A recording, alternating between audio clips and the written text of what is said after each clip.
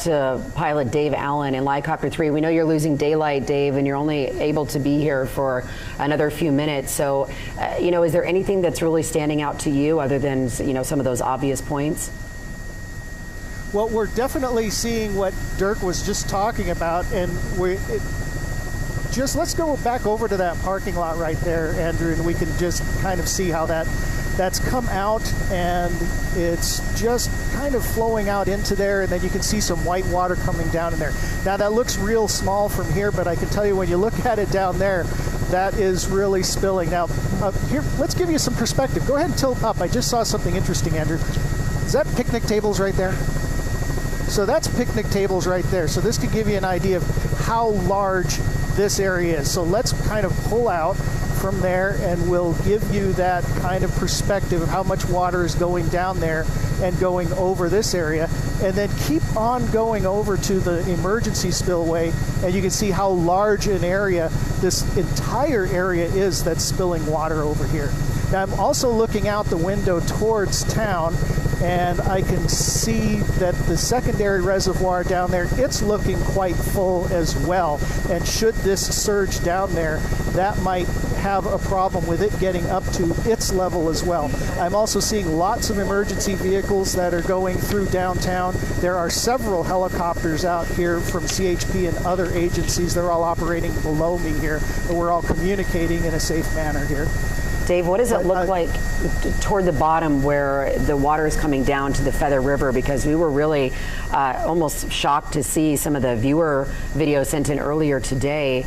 They were standing at the bottom of this area, which they probably wouldn't be able to anymore with the evacuations. But you see how that is all just draining and coming together there. Well, it's draining and it's carrying debris. It's carrying a lot of mud. Let's just keep following the river. Let's just keep following the river towards town. Andrew, you can zoom out there as well, Dave, just kind of right by the water. Any structures in the way?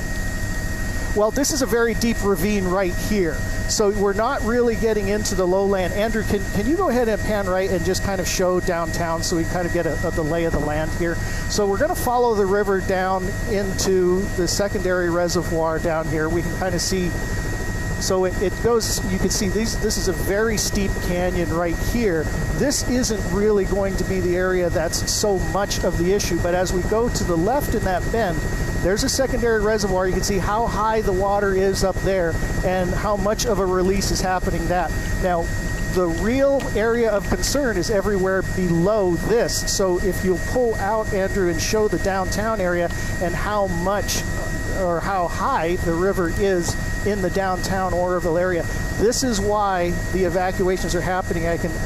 Probably something we can't quite see through the camera, but I am seeing emergency vehicle flashing lights all over town. So I know they're really getting the word out to folks down there that they need to move to higher ground. And we're also getting word, too, that there is emergency evacuation of the city of Marysville and Yuba County as well. This whole time we've been talking about from Oroville to Gridley, just saying that, again, like as Dave mentioned, the low levels around that river are going to see some real rapid river rises. But this is now affecting more than even the area of Oroville. As you keep following it down, you really can start to see how close some of these homes are. There's the evacuation right there.